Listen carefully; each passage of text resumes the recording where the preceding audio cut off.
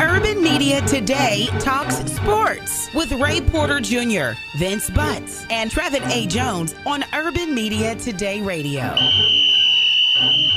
It's game time! It's Urban Media Today Talk Sports. Got my man Vince Butts. Got my man Ray Porter Jr. Man, this is like back in the old days. This is the beginning for us, right? Yo, it's the terrible three. Well, it's a terrible 2 plus 1. That's what I say. It's in your head, man. It's in your head. No, man. No. Yo, check this out, man. We got a lot to talk about, though. When you look at the happy holidays, first and foremost, to everybody. Happy holidays. Stay safe. Stay home if you got to stay home. Just look out for more than yourself. That's all I got to say. Make sure that you're keeping your loved ones close, but keep them safe. Make sure you adhere to whatever you have to do to keep them well. I won't get on my soapbox because you know me, I get on my soapbox with this one. But don't think about yourself. You know what I'm saying? Just think about everybody else around you. Don't just think about you because it's not all about you. Just because you're healthy doesn't mean that it can't impact somebody around you. So please adhere to that during the season of giving. Yeah, season of giving, but there's some things we don't want to give, and that's the spread of this COVID thing. Speaking about giving, man, what? In the NBA, you got Klay Thompson gone again, which is just crazy. The NBA draft just took place recently, so we'll talk about that. NFL, we'll talk about that. What about the NFL going to this COVID protocol, like across the league now? They're in an intensive protocol for COVID, which is crazy. Then you got some college football games that were canceled because of COVID. That's crazy. And you got the NCAA basketball season supposed to be starting up soon. That's crazy because you don't know what's going to happen because of COVID again. And then, crazy? Everything is crazy, man. Crazy in COVID. 2021. Everything is crazy in 2021. Then you got some high schools that had state playoffs or district playoffs and state play. That's crazy, man. I mean, it's just I'm gonna shut up because it's crazy. That's gonna be the thing for tonight. It's just crazy. Go ahead, Vince. No, I mean, I think that I understand we're knee deep in this pandemic, but I think that across the country, I think, people are just trying to have some sort of normal, and trying to navigate through this as best we can. So, I've always said and I felt that as long as, we try to be as safe as we can, and obviously we all have to make individual decisions based off of, our families and our situations. But, if you feel like you can go out there and if you're an athlete, you can play, you can participate, you can keep yourself safe. I don't, in one sense, I don't see a harm in it. We all take a risk. I mean, we go to work every day and we're taking risk. With this coronavirus, it's such an unknown that we all. It doesn't matter whether you're athletes on a public stage, you're politicians, or you're just regular folks.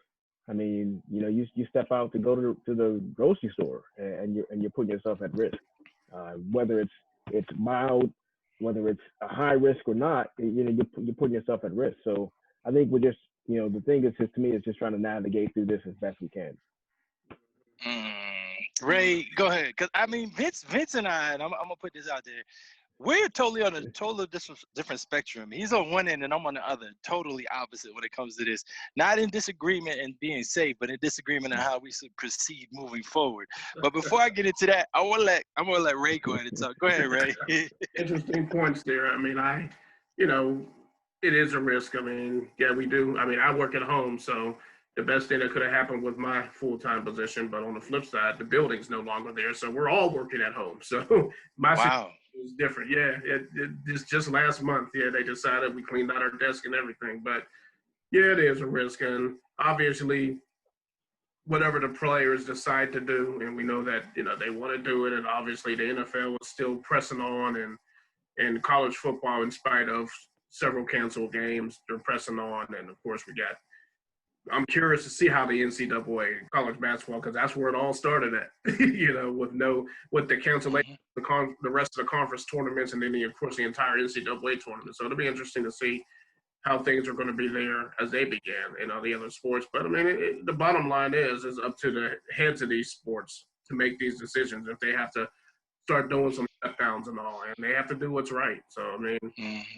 it is a concerning time, especially with spiking numbers and everything, and they're going to have to be the ones to make these decisions, regardless of what the players decide to do. And if it continues to get worse, then they won't have a choice to make those decisions. Period. Right, I feel you there. I think a lot of in front office, the leaders of these leagues, whether high school, collegiate, professional, I think they've all kept in mind that at some point, they're going to have to pivot. That this is I think everyone agrees as it's such a fluid situation that things could change.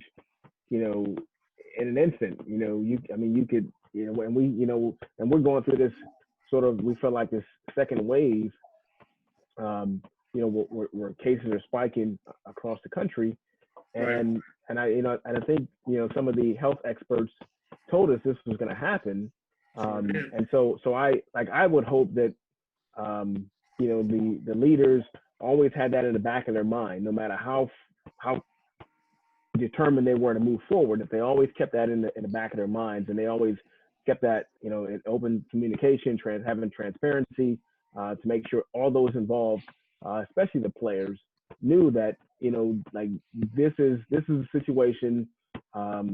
It could change tomorrow, and if it does, this is how we'd like to try to proceed. And so as long as, to me, again, it remains fluid. That you're still trying to do your best to take into every safety precaution, taking that into consideration. I'm okay with sports, playing during this time. Yeah, I feel you, man. But I gotta say this. I was watching the news. I pay more attention to the news now. I'm gonna tell you, since the election, I think I've watched the news more than I've ever watched it before, and I've gotten into a pattern. Whereas now, I'm getting older, of course, but now I'm paying attention more so to news. There was a time when I had the news on more than I had sports on, which is crazy because it's like, okay, what's going on with the world? Because the world's been crazy.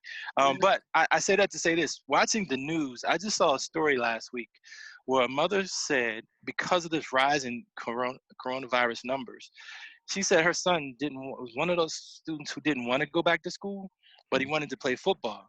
So he went back to school and he played football, and he ended up dying because he got sick with COVID-19 and put him in the hospital. He went from the football field to the hospital. So, man, I feel you, Vince, but at the same time, I'm like, nah, man. I mean, anytime that you have the risk of losing life, the sport is not that important. Well, for some people it's not, but for some it is. But you don't know that. Like, you don't know who it is and who it isn't. So why would you risk everybody? Because you really don't know. Go ahead. I'm sorry. I mean, I think that like each individual had to make a decision that they thought was in the best interest of their situation. Like, but that's adults. You're talking kids. And we got into this before. When you talk children, you as an adult are making a decision for them. So you can't say each individual is making their own decision. But we ask, we ask young adults, to do certain things. And young adults, I'm talking, collegiate athletes. They're the next wave of adults. And so there's some things that I think you have to be able to navigate through yourself. It can't be mom and dad. I mean, now that being said, I think as a parent, you have to, because you're older and wiser and you've had more experiences, that it's important for you to give your child as much information as you can. But at the end of the day, they're their own entity. They're their own person. They have their own mind, and it's going to be hard. I'm not saying there's some situations where a parent's going to be able to say, no, this is not the best thing, and I'm going to forbid you to do it. But you're going to have a good proportion of I don't want to call them children, of young adults in college that are going to make that decision despite what information they have, and there's nothing you can do about that. I mean, you can't force. It's going to be hard to force all 18, 19, 20-year-old young adults to make the best decision that you think is for them. They have to make decisions for themselves. They have to navigate this world, and you know, I mean, and we've seen some college athletes decide to opt out, and they all had their individual reasons. And I think that's important to not forget that some chose to not play and some chose to play. And as long as you have that choice, then it's, you know, you go in eyes wide open and ears wide open, and you go in and you embrace the situation.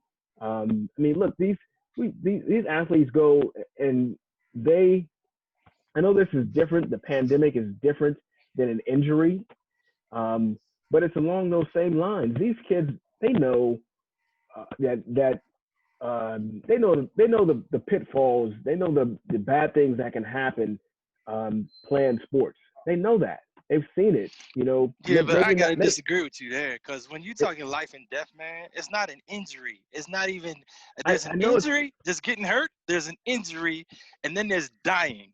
That doesn't even dying is way over here. Injury and getting hurt is way over here, bro. Yeah, it's like you can't put the two in the same field. You can't put them in the same forum. Look, as violent, and I'm not. Again, that's what I'm saying. I'm not. I know they're different, but they do have some similarities in terms of risk. There is a risk involved, and so every time a player practices, I mean, he has to take into consideration the risks that are involved. I mean, how often does a player get paralyzed?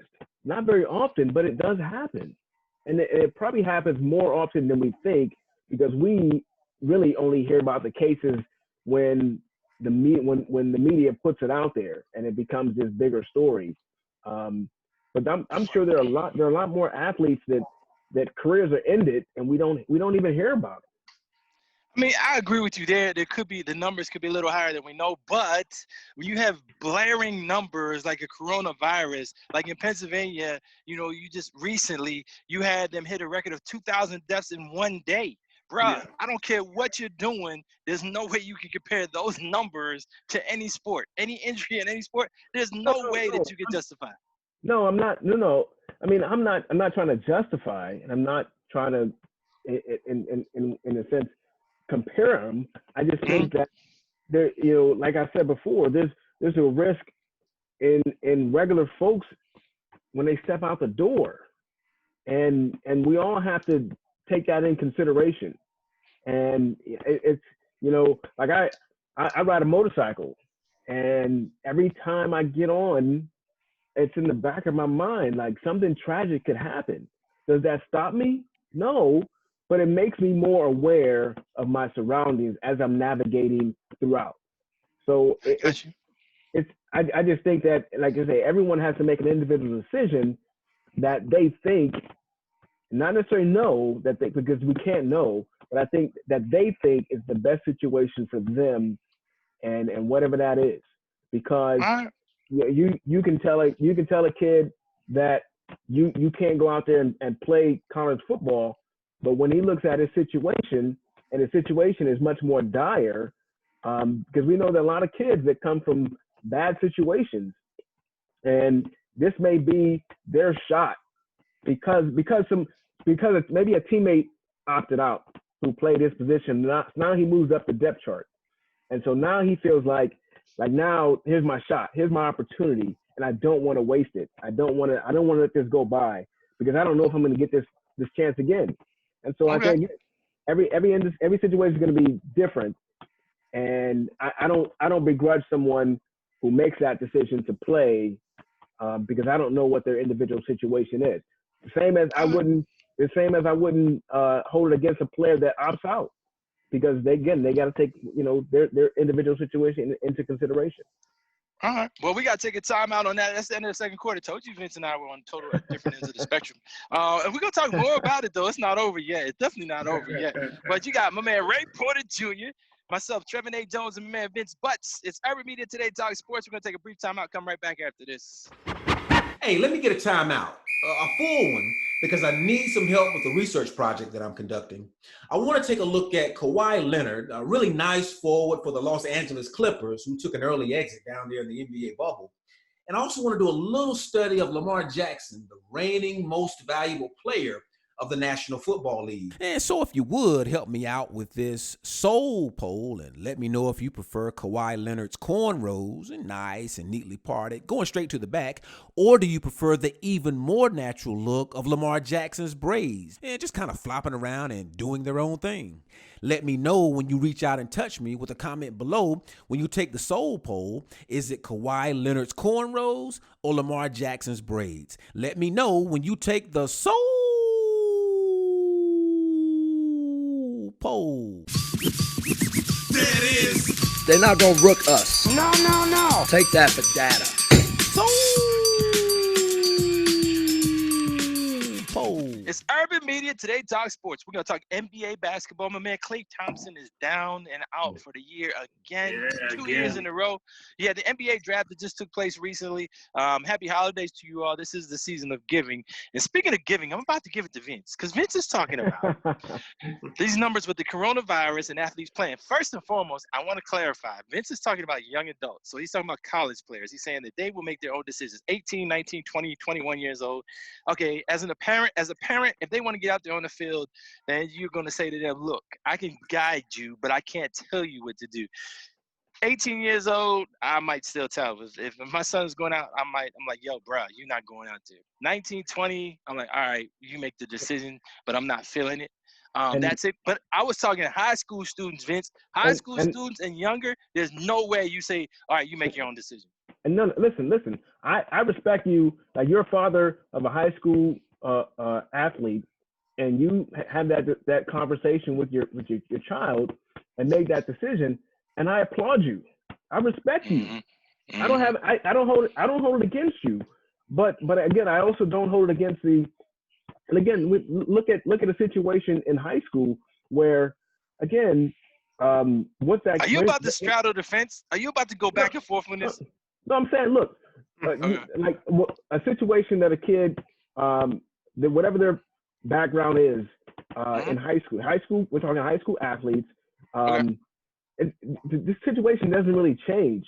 You can still, you're still fighting for a scholarship, and so, kids and parents, will go in and make that decision that we want to play because here's an opportunity for us to get a little bit of, whether you finish the season or not, it's an opportunity for you to go out and showcase what you can do.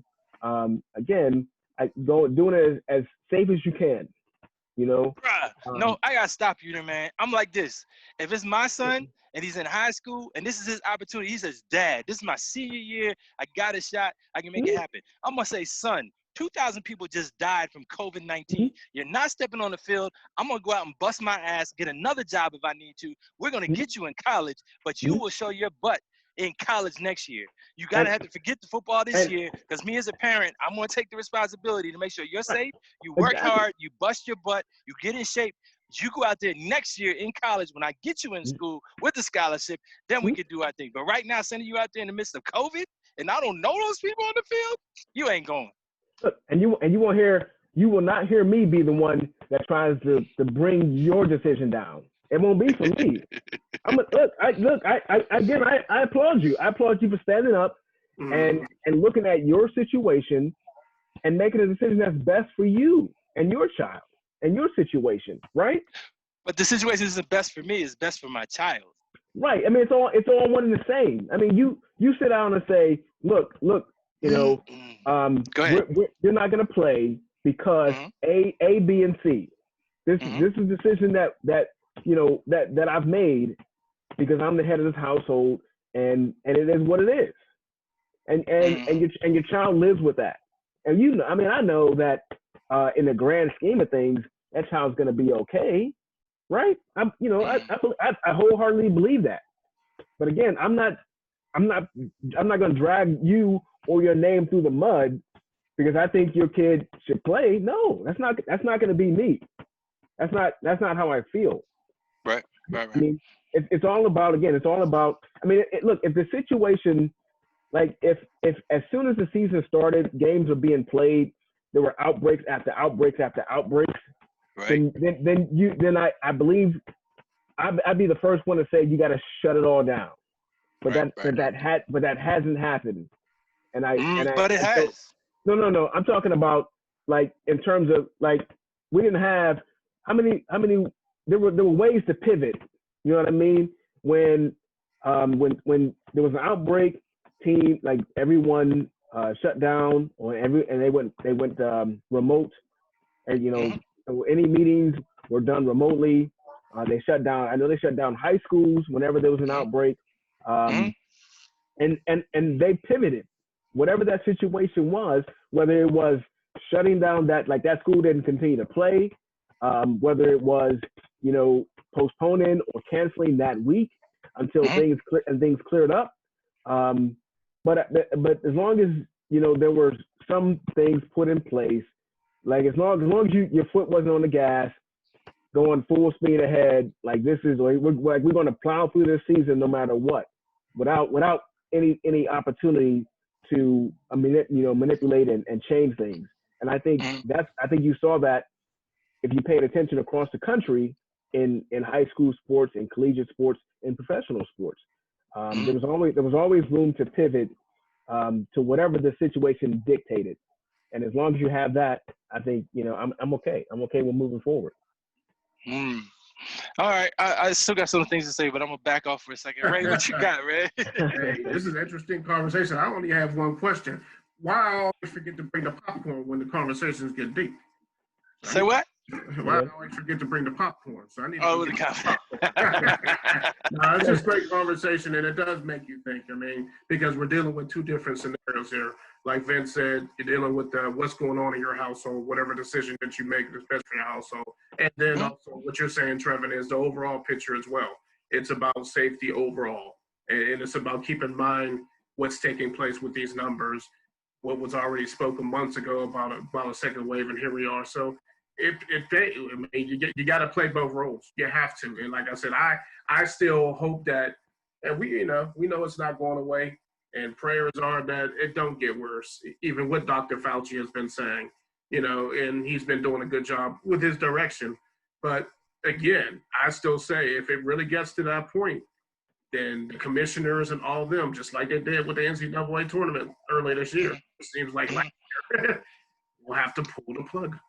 Bro, I think that, and I hear you both, and I think that I'm just the person that's like this. If you don't learn from your mistakes, you're doomed to repeat them again. So the first time around with the sports world, I remember being called in the Morgan State game in the MEAC tournament back in March. And after the game was over, the tournament was over.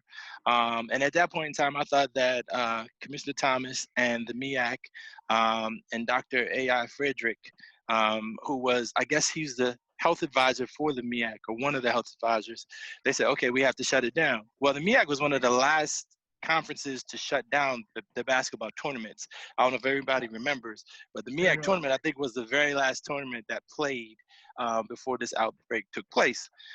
Then they went on and they started shutting everything else down. Well, they have everything shut down. They're looking to try to start basketball season, I think, next month.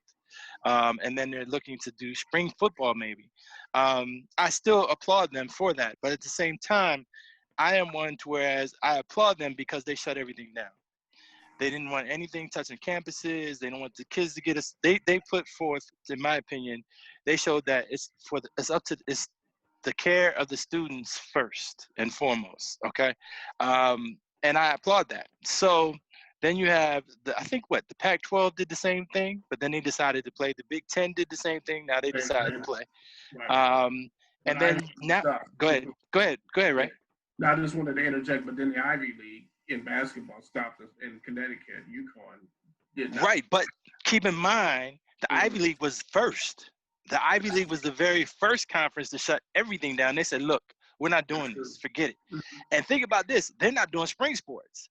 So if they were the leaders in fall, in the winter, and they're saying now, no, we're not doing spring either, we're shutting it down, I would follow suit. And the reason I would follow suit is because you got people getting sick now. Trevor Lawrence is just coming back for Clemson. They're suiting up and he's practicing and getting ready to play. Bruh, that would have been done. Like the minute you were sick, that's over. Like we need to shut this down now, because now it's coming back, and it's coming back harder than it was the first time. I don't care if you have pro aspirations. I don't care if you have $1 million coming your way. You got to live to receive all that. And if you can't live in and other people are getting sick, because even Vince, you got college coaches that are now sick with COVID-19. You know, and remember, Wisconsin had to shut down because of COVID-19, and then they started playing again. Like, what's wrong with you? You understand what I'm saying? Like, if you're already exposed, it's like I said before, if you go into out in the park and you see this bright orange flame, and you're like, okay, what is that? And you walk up to it, it's not a light, it's fire. You gonna stick your hands in the fire to see if it's hot? No, you already know it's hot. You already know you're gonna get burned. Some will, right? And you're absolutely right. And some are doing it. Some are like, ooh, that's a fire. I'm gonna stick my hand in it to see if it's hot. What is wrong with you? It's like you're going to get burned. And right now, I think that we're all playing with fire when it comes to sports, because the Maryland Eastern Shore, who doesn't have a football team, but they shut it down and said they're not playing spring sports either. Okay, so I mean, and as far as HBCUs and colleges and NCAA, Division I, Division II, and all that, I get it, but I applaud those that are shutting it down, not for hating and not being a hater, but knowing that life is more precious than that. You know, and I think that we just all have a lot to learn that we're not learning. I mean, I know some people have had the disease, the sickness, have been ill from it and recovered. Kudos, good for you. But at the same time, I'm not going to put you back in the same situation to where you can get sick again, nor am I going to put somebody around that can get sicker than you were and end up not being able to walk away. I think that's selfish. I just really think that's selfish. But when you look at the landscape as it's being played, I don't recall, not to say that it hasn't happened, but I don't recall, like a situation where players got infected and players died, coaches died. Again, there was this, there was an outbreak, and then it just got out of control. To me, from what I've noticed, there's people that they get it and then they recover. And so this whole situation is pretty fluid, and if you don't try to navigate through it, then we don't know what we're capable of. And so I think that's part of the idea behind moving forward is trying to see what is possible through this. And just like the ACC started their season, the SEC started their season, the Big Ten and the Pac-10 were on hold, Pac-12 were on hold, and they saw what was happening in the other conferences, that schools were able to play, that there weren't these huge outbreaks. And so you saw that you were able to navigate through this without any serious implications. And so I think that's important. I think we can't lose sight of the fact that, because this thing is not going away. It's not to equate it to the flu, but I feel like this thing is going to be around for a long time, if not forever. And we just have to, when we get vaccinations in place and we start to gain more knowledge of this situation, I think we're better off in the future. But I think, and I'm not saying that I necessarily applaud league for moving forward, but I think that you have to have someone who's brave enough to take a step forward and see, what's possible, and we are seeing that, there's some things you can do. The NBA did their bubble. Yeah. So they were able to get through a season in a bubble, and so it creates possibilities for others down the road. It creates some sort of foundation, some sort of bridge work to see if, like if our plan over here doesn't work, then maybe we can switch to this other plan, similar to what someone else did, similar to what maybe the NBA did, create some sort of bubble, and to continue forward. So I think it's nice to see, and maybe nice not the word, but I think it's productive to try to see what is possible to move forward, and then to change as you go, and continue on. Speaking about continuing on, it's halftime. It's Urban Media Today Talk Sports. We're going to come back and talk more about this. This is becoming a COVID show. Didn't think it would, but it's becoming that way. Anyways, my man Vince Butts and Ray Porter Jr. It's Urban Media Today Talk Sports. We'll be right back after this. There was a guy in Food Lion pushing a shopping cart with one hand and using his other hand to hold his shirt over his mouth and nose because he didn't have a face cover. Now, he knew good and well before he left the house that he didn't have a mask, but his effort was so convincing. I mean, by all indications, working incredibly hard to practice one of the 3 W's. I couldn't be mad at him. Urban Media Today Talk Sports. We got my man Ray Porter Jr. Got my man Vince Butts. Vince give me a hard time, Ray. I don't know if I like Vince or that. Well, you don't have the towel on. Cool. So I like you a little bit more, Ray, because you messed it up. All right, I like Vince more now. But then I got my favorite here, Dr. Cavil, coming in from inside the sports lab. And Doc, we're talking about how you doing, Doc? What's going on? Put me in, coach. Put me in, coach. I know it's the fourth quarter. I can do it, man. I can bring it back. I know it's been good for 3 quarters. I can make that play, coach. No doubt there. So we're talking about COVID-19 and its impact. We didn't think this was going to be a COVID show. It wasn't the plan, but that's what's happening. Talking about the impact it's having on the world. I know this is the season of giving, but one thing we're not trying to give is the spread of this COVID-19. We're talking about the athletes and their exposure. And Doc, we were talking about, Vince and I and Ray, we're talking about trying to isolate athletes on the college campuses or even in the hotels around the college campuses, and how successful that could be if you want to combat this COVID and isolate players, because everybody can't afford to do what the NBA did. Certainly everybody can't afford throughout college athletics, because we have to remember when we talk about college athletics, we're talking about 2 major associations and then some of the other independent and Christian associations. And that even when you start with the NIA, the second probably most recognized conference, those are made up of mostly private, smaller institutions, some public institutions, but mostly private. And so depending on the funding mechanism, where are you getting these funds? Let's be frank about it. You certainly can do this. Listen, we've seen that it can be successful. We've seen it with the NBA bubble. We've seen it with the WNBA bubble. Right. We've seen it not be very successful with the Major League Baseball as they started off. More successful when they went to a bubble for the playoffs. We've seen it not go very well for the NFL. They're just chugging and plugging through. So various sports, we've seen the National Hockey League in terms of how successful it was in terms of a bubble. So we know exactly what works in athletics, at least. A bubble works. Semi-bubble, half bubble, no bubble, we know that doesn't work. So it's a full bubble or nothing at all, Coach. I mean, Doc. Basically, that's how I see it. Gentlemen, y'all can let me know if I'm missing something here. But basically, as they say, the cake's been in the oven. It's came out, tasted pretty good. So I don't know what you're gonna tell the chef. They're getting it done.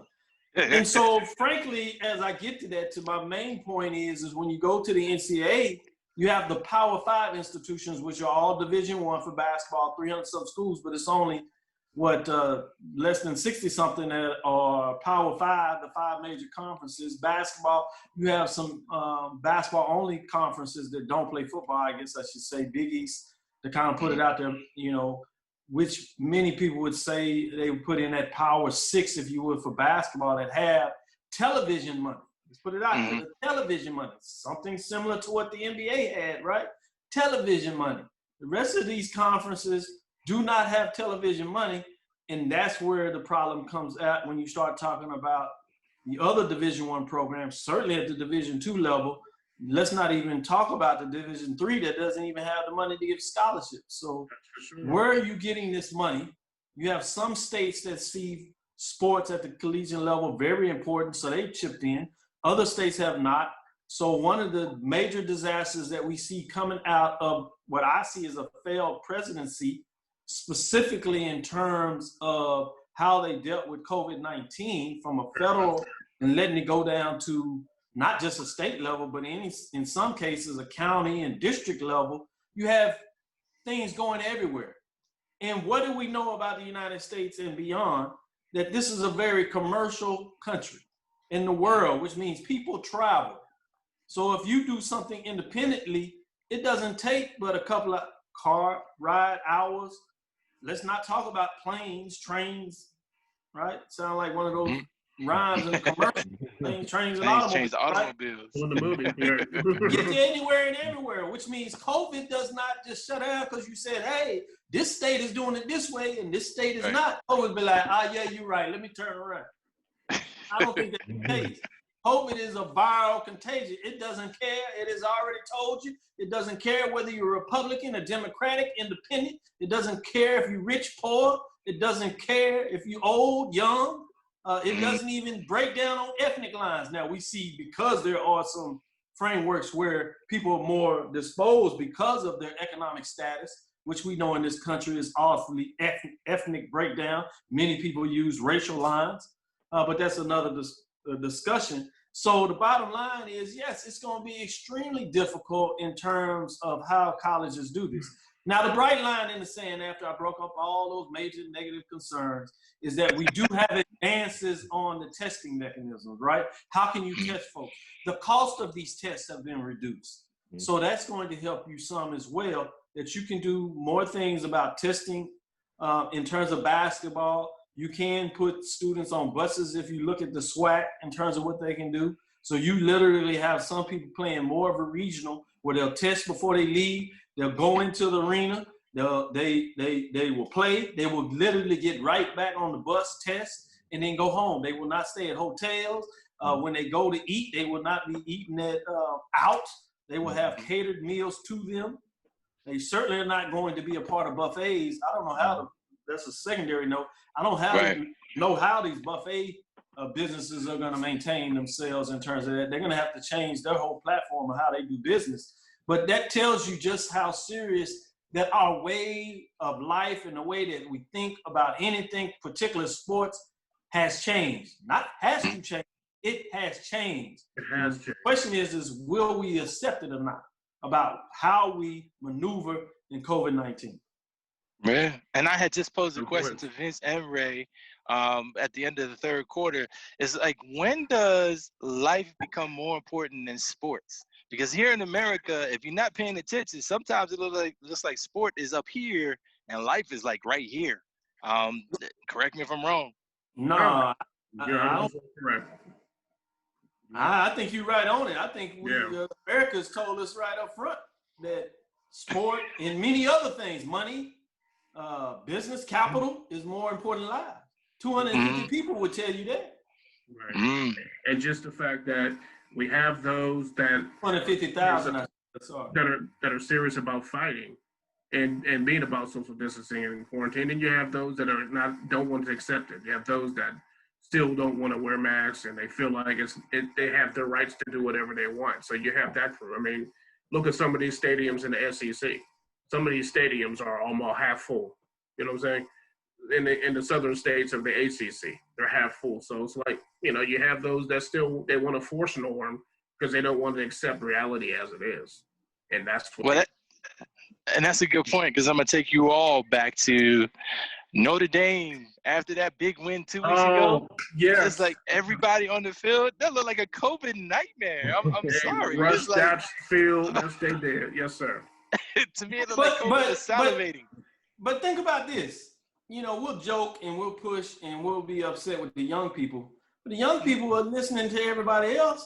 Their president, a priest, he was jointing across the country with the Republican Party when one of the alumni shared, what's her name, the new Senate, when she was confirmed, he was up there in the midst of all that. And you saw everybody that was at that event tested positive COVID, it seemed like, certainly many of them. So the kids were like, well, if you as a leader not gonna take this seriously, you gonna move around. You tell us from the PA talking about, yeah, don't, but you got a game going on, you locked 50,000 people in here. You told me this game was a big deal and exciting. I'm just following your lead. All right.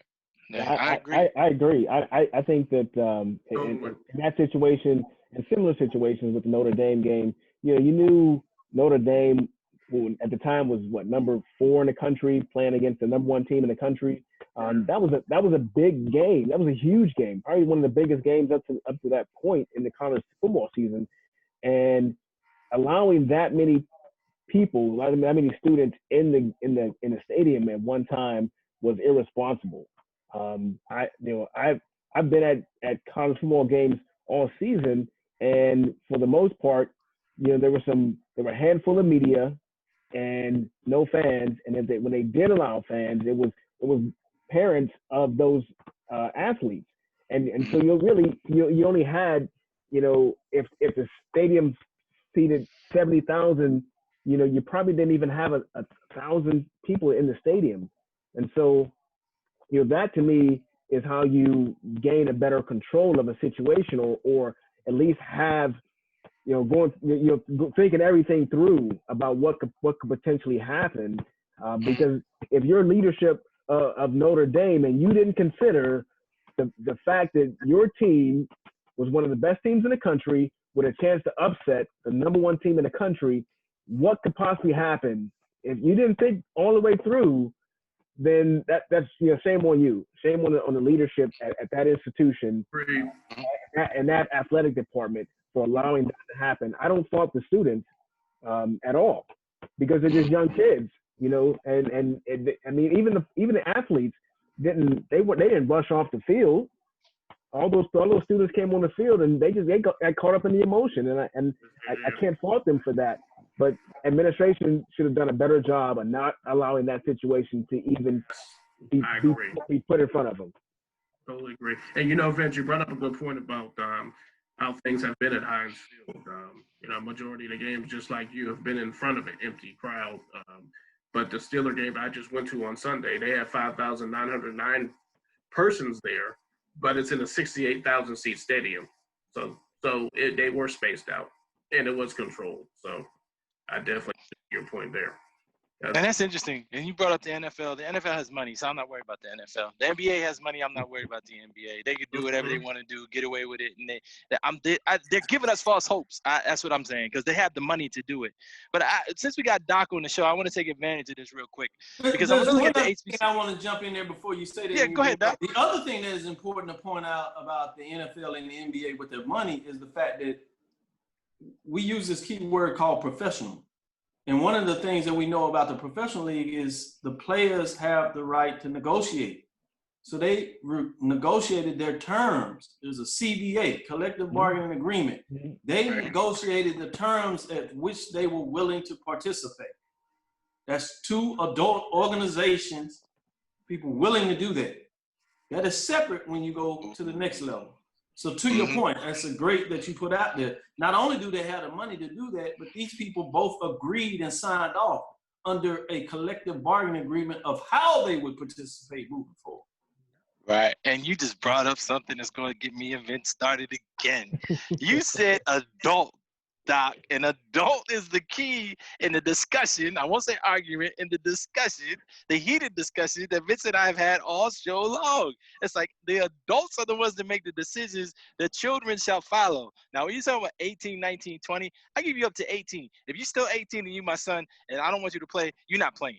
And that's because it's for your safety. It's not for my benefit. It's for you. But you 19, 20, 21 years old, you want to make that decision. Okay, I consider you as an adult. You go ahead and make that decision. You started something, Doc, because I had this out with Vince earlier. But I told y'all I was in the background. Put me in, Coach. Y'all making plays all game long. I just want an opportunity. Put me in the corner. I'll shoot it, Coach. I'll shoot it. I'll make it. No doubt. No doubt. What I wanted to do, though, since you're here, is bring this around full circle back to some HBCU talk, because Maryland Eastern Shore, they just recently stated that they're not doing spring sports. We already know that FAMU Bethune-Cookman, two bigger institutions with football programs. They weren't doing spring sports, and they shut it down. And my thing, what started all this was Vince and I and Ray and I were talking, and I am the same way I was at the beginning of the year, Doc, when you ran into me and we started talking about this earlier. I'm like, shut it down. Just shut it down so this can pass over. When we get the vaccine and people start getting vaccinated and you're showing that that works and there's an extra protection against this thing, okay, then let's do it then. But this going gradually, slowly, but surely, and this is why I say the NBA and NFL are selling us false hopes, because they have the money to put forth to take care of all this. Not putting HBCUs down, I am a product of HBCUs, but we all know that they don't have that kind of money. They don't have the Alabama money. They don't have the LSU money. They don't have, Syracuse has football and basketball. They don't have Syracuse money. So how do you compete and then still want to keep everything going, and you're still putting sports in front of the student, the life of the student? That's just how I see it. I do think overall you have some major points that you put in there, but I would like to think that we need to go a little more critical in a little more detail. I personally don't have I was really proud of what the SWAC did, and for the most part, HBCUs. I think all of them except for Florida Memorial made the decision late in the summer to shut down fall sports. And let's see how things are going, and then we'll pick up, and we may provide some things in the spring in terms of how things look forward. So I didn't have a problem with you not necessarily just shutting everything down until you got more information. As I said earlier, there's one thing that is good about shutting things down. It gives you time. And we've learned more about COVID-19, particularly in terms of sports. At this point, we know that the transmission rate on the field or on the court has been extremely low, almost non-existent. The problem where you're getting and catching these cases is the interaction with people, meeting each other, greeting one another, staying too long doing that, and eating, when you sit down and eat with people. Those are where you're doing it. And that is oftentimes inside, as we talked about with buffets, where there's a lot of touching and a lot of people. That's what puts you in trouble with this. So once you understand that, then you're right. Then the next thing is, can you participate? And we sound like you can play the game. So now you add on the cost of how do you monitor the game in terms of the costs associated with it. One thing that I know what a lot of schools have done in terms of the costing mechanism that I think is important for us is they're looking individual in terms of sport and who are participating. So for example, you pushed everything in the fall. They end up counseling cross country if you're going to try to do track, because you can't do both outdoor track and cross country. So that's a sport where a lot of the players do do outdoor track.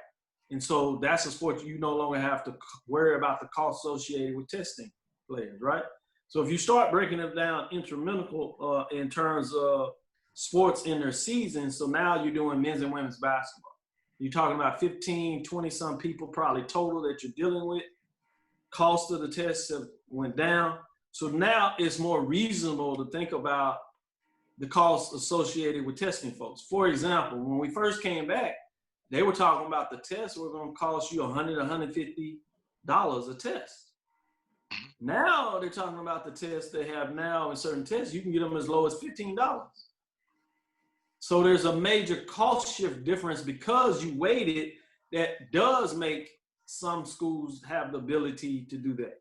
And I think another thing that we have to be careful about when we talk about HBCUs, that it is a very diverse population in itself, whether you're talking about public, private institutions, whether they're in the deep South, Southwest, Atlantic, right? What is the size of that public or private institution, which is going to have a lot to do with what type of revenue they have on the table. How many sports are they playing? Maryland Shore does not play football versus Bethune-Cookman, private, and FAMU, they do play football.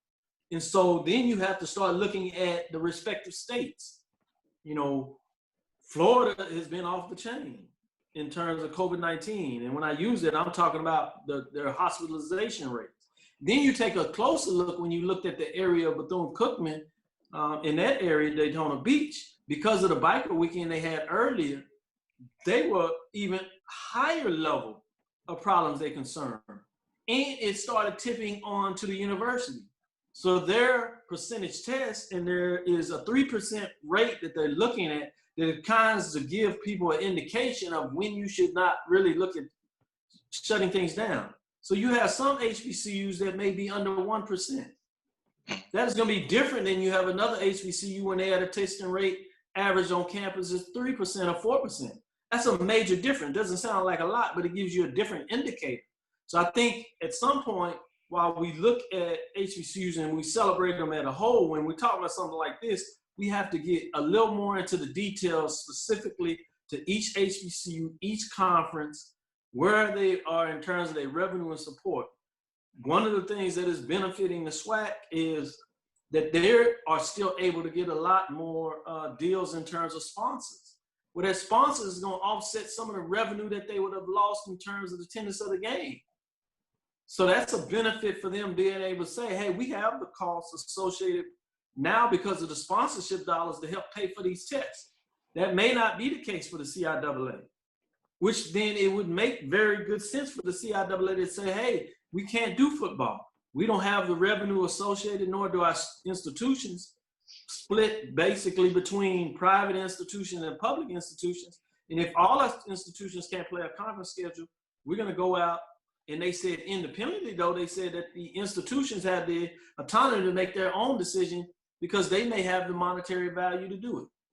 So I think we have to kind of go back and forth between looking at HBCUs as a group and celebrating them, but also when we start really going in and talking about this specifically, that we need to look more in terms of state and at some point even institutional to institutional look at how it may make sense or not in regards to them participating. If I'm doing justice or really trying to explain the nuances between how we look at COVID-19 sports, whether it's at the professional level or at the college level. So one thing is for sure, everything is not going to be the same after 2020. That is for certain. I mean, things are going to change. You have conferences realigning. You have schools looking at different things. I'll tell you what, I think that the institutions, and even when we look at sports in America, sports is really, really important, as we've learned, that they're now looking at taking a self-examination, so to speak, and saying, okay, now we know what we already knew. The dollar is king. So everything is depending on the dollar. But I think it's now outward where everybody can see, and schools can't kind of hide it. It's like everything is about that dollar. And everybody knows now that college football is king. Maybe NCAA basketball around March Madness, but college football is king and pays for almost every other sport at the institutions that play football. Now, when it comes to the schools that don't have a football program, when it comes to the NCAA tournament, it behooves them to make the tournament, if not win the national title, because then that will probably pay for all the sports at their institution, which is crazy. But I say all that to say this: nothing is going to be the same in 2021. Agreed? Yeah, I agree. One thing that you can look at that, they just had these announcements with Under Armour, and these Under Armour going back to these institutions and renegotiating their deals. We saw it with the largest contract ever given to UCLA. They came and said, hey, we need to redo this. And then that has hastened over a period of time as COVID-19 has made business even more challenging for several organizations. And now they're going to Cincinnati, they asked to renegotiate their contract. So not only in terms of sports on the field, but everything that we know about it. I'm sure part of the push for the Power 5 schools is because they want to try to make their partner with the networks happy. Because at some point they're going to have to negotiate those contracts. What does that look like? I mean, could it be a positive in terms of saying that the TV ratings are going up? We keep hearing that the ratings are going down. So, how is that going to play forward in terms of the next negotiations of these contracts, whether it's at the professional level or the college level? But that also opens up opportunities for like the SWAC. The SWAC with the expansion, now it has become a bigger brand with adding, one of the biggest brands in HBCU sports in college with FAMU, a very solid brand with Bethune-Cookman, arguably better in terms of their overall athletic program, if not necessarily the bigger brand in terms of recognition. So now you go to a 12-member conference. We just talked about what Dr. Charles McCullen is able to do with the SWAC in terms of getting new sponsorships, deals. That means a lot of people are interested. Then you throw on the layer to this. Let's be frank with this. That part of the issue, I've always told everybody, there's two pandemics at least that we're dealing with in America, which is what? COVID-19, and the other obviously is racism. Well, now you have a lot of these companies that were called out in terms of some of their practices, and they're trying to make good of it. So now they're working to work with HBCUs independently, inside and outside of athletics, academics, athletics, right? So that's also ushering in the opportunity for all the conferences, but specifically the SWAC, where companies are saying, hey, we want to get in on some of this revenue. I would imagine that the television companies are wanting to do that now. In the SWAC, with FAMU and Bethune-Cookman coming in there, just to give you one indication, the top 5 major classes with 50,000 above in attendance now have 7 members of the SWAC participating in those games, and 4 of the 5 are conference games for the SWAC, starting with quickly State Fair Classic, Dallas, Prairie View, and Grambling. And then you get into the Magic City Classic, Alabama A&M, and Alabama State. You get into the Florida Classic, FAMU and Bethune-Cookman that are added to it, the Bayou Classic with Grambling and Southern, and then you throw in, just for good measures, the Southern Heritage Classic, which has Jackson State. Obviously, Tennessee State is not a member. That's where you come up with 7 of the 12 members playing in the top 5 games of 50,000. What television network doesn't want a piece of that? True. So I think, in my opinion, it's always been a dream. I don't know if we'll see it in our lifetime, but I can see, and I think thanks to Dr. McClellan, I see it coming true, that you're going to see a power conference, an HBCU power conference at the Division I level, and I'm hoping that between the CIAA and the SIAC, you're going to see a power conference at the Division II level. That's what I'm hoping. That's what that's what a dream is of mine. I know I probably won't see it in my lifetime, but I think it will eventually happen. And I think the SWAC is showing us that it can happen. I really do believe that with the moves that they made. Gentlemen, that's the end of the show, but this is the holiday season, and as we wrap up, I just want to go around the table like we always do. What's on your mind? What's been heavy on your heart maybe this week or even throughout the holiday season, talking about Thanksgiving and Christmas? What you want to convey to the listeners before we sign off this week? Go ahead, Vince. I'll start with you first. Well, want to wish everyone a happy holiday season. I know it's a season unlike any other that we've experienced, but I think this pandemic in one way has although it's taken us apart, it has actually brought a lot of people together through the opportunity of Zoom calls and different virtual opportunities. So if you can't spend physically being with your loved ones, get your phone or your computer, find a way to to connect remotely and still have a nice holiday season. That's what's up. I like that. And I like how you have on your background, you have big Mr. Alan Lincoln, the big guy, and myself blocked out. And then you have you and Ray Porter Jr. over there where you can see each other. So I just wanted to point that out. That picture behind Vince is when we first started 3 years ago with Urban Media Today Talk Sports. I like that picture. You can see the big guy over his shoulder right there. But I kind of like how his head was just blocking us out and had him and Ray over there. So that's Not on purpose. Right. Not on purpose. I just got a big head. I didn't say that. You did. Leave that alone. Sure. All right, Ray Porter Jr., what you got, man? I also want to just say happy holidays to you and yours.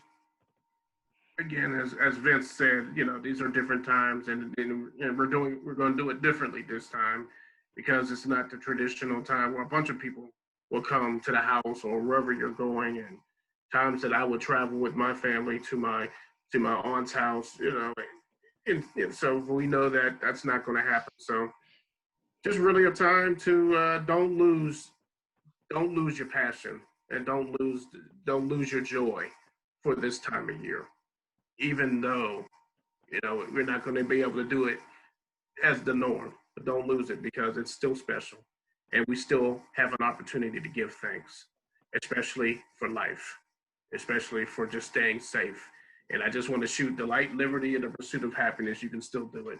And the pandemic says that does not deny your happiness. So please don't allow it to keep you from giving thanks. That's what's up. And Dr. Cavil, our guest, what you got, Doc? First, let me say thank you to Vince, Ray Porter Jr., as they say, Trevin, for giving me the opportunity to come on the platform and share it with you all the brilliance that you have in terms of the dynamic information that you're providing listeners is great information. And I want to then echo what Vince and Ray Porter Jr. just says. Yes, be a part of your family. Take advantage of the time. We've seen, as I said earlier, there are 250,000 plus individuals that no longer have that opportunity. So don't take it for granted. Get out there, be safe. You know, just follow these CDCs no matter what some people are telling you. I would like to use the word ignorance. Do not allow that to be part of the reason that you find yourself in a bad disposition. You know, wash your hands, 6 feet distance, stay safe, wear your mask. In terms of directly speaking to the people for this holiday season, you know, take advantage of the folks that you're with. Get to learn them even more than ever. Said that. But you have an opportunity now because life was so busy that you were around people that you cared much about, but oftentimes you let life circumstances get in the way. Now you no longer have that excuse. You're with them. And so make the most of it. And for those that are in situations that are not safe, please find a way to get help. We do understand that there are some individuals that are in positions, no controlling of their own, that are not very safe. And finally, for those that are in place where you do have the means, help those that don't. We know that a lot of people are hurting out here, and if you find a way, every little bit will help. Donate to people directly if you can. Certainly to the food banks out there, we see what's taking place. If you have the will and the spirit, do that. And the second part I will add is not just for our people, but also for our institutions, specifically for our Black institutions. As you talked about, anybody that knows me knows that HBCUs are dear to my heart in terms of Black institutions that have elevated us in many different ways. And they have their challenges too, because we know where we are in the pecking order of these institutions. We see it playing out in sports, but oftentimes we don't realize that it even plays out that way in terms of the academics and educational component. So if you have the means, donate to your institutions. It's going to provide young people with scholarship opportunities, and many of them, it's going to be the only way that they're going to have an opportunity to finish their schooling. And we know by studies how different that makes in a person's life in terms of the trajectory. And a lot of that you see with individuals right in front of you right now, of the difference that it makes. So the final thing I would say is we love you. We don't say that enough, even amongst us in terms of men. Stay safe, stay strong. We're with you. We'll get through this. We've been through more challenging and more difficult times in terms of us as a community, and certainly as us as a people. And that is not just here, that is diasporically around the world. We will transcend and we will win. So stay safe, stay strong. Let's get it. No doubt. And I like that book you got behind you there, Doc. It's like I know that book very well. Very, very, very well. And that being said, I'm liking all that black and gold. And Ray, I'm not talking about the Steelers either. I mean, that's okay. You know what I'm saying? Yeah. Hey, this holiday season, I got to say thank you to John T. McCann and also to Keith Platt Jr., who's always on the show. Doc is back again. Doc he's been now becoming a friend of the show, so he's been here before, and I know he's going to be back again. But with this holiday season, just appreciate your family. Appreciate the people that you're with. I got to say big ups to Alan Lincoln, as I alluded to earlier, Doc. That picture behind Vince is when we started 3 years ago. Might have been longer, but at least 3 years ago. So it's good to see that picture up. Alan Lincoln, thank you, because he's the man that got all this started and helped us create. And Doc, I get to say it finally because I know it's coming. This year is wrapping up, but the HBCU Pro Sports Media Association is coming. Dr. Cavil knows exactly what I'm talking about. So we're going to kick off 2021 on January 1st with the HBCU Pro Sports Media Association. Urban Media Today is going to be a part of that. Dr. Cavil and the Sports Lab is going to be a part of that. I see the Heritage Group behind you, Doc. I see you. Urban Media Today talks sports every week on Urban Media Today Radio, where you can listen in on free music and podcasts on our SoundCloud station at Urban Media Today. And for more information, log on to urbanmediatoday.com, your lifestyle, entertainment, and sports blog website. What type of games being played? How's it going down? I get up, all right?